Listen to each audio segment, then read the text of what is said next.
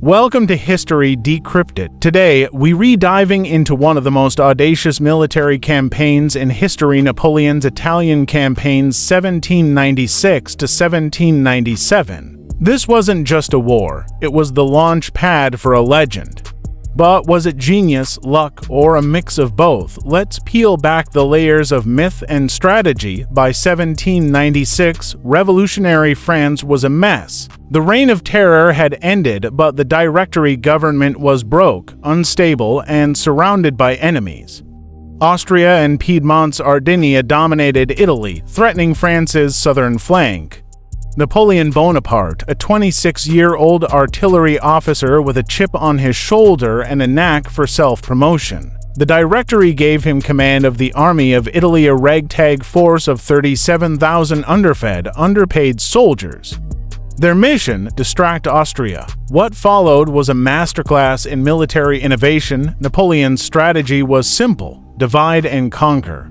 In April 1796, he smashed the Piedmontese at Montenot and Millesimo, forcing them to sue for peace. Then he turned on the Austrians. At Lodi, May 1796, Napoleon personally led a daring assault across a narrow bridge, earning his troops loyalty and the nickname the Little Corporal. But his genius wasn't just in battles, it was in logistics.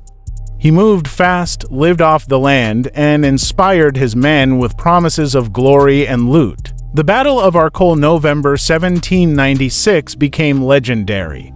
Napoleon seized a bridge under heavy fire, though later accounts exaggerated his heroism.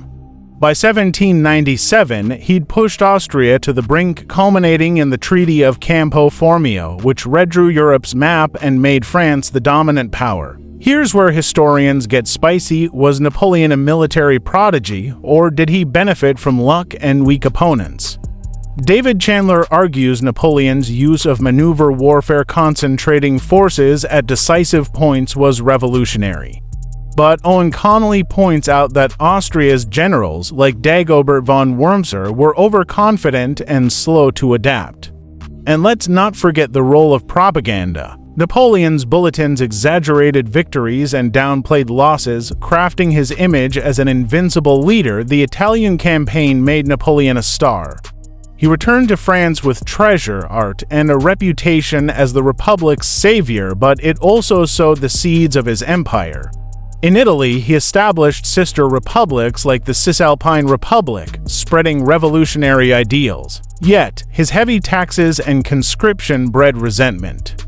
Ironically, his actions fueled Italian nationalism, a movement that would later unify Italy against French influence. Napoleon's Italian campaign isn't just a war story, it's a case study in leadership, propaganda, and unintended consequences. Military academies still study his tactics, while his legacy in Italy is a mix of admiration and bitterness.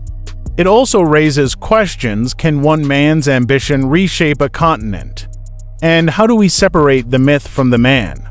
As we grapple with modern leaders who blur fact and fiction, Napoleon's story feels eerily relevant. If this deep dive left you questioning history's great men, smash that like button, subscribe, and argue below.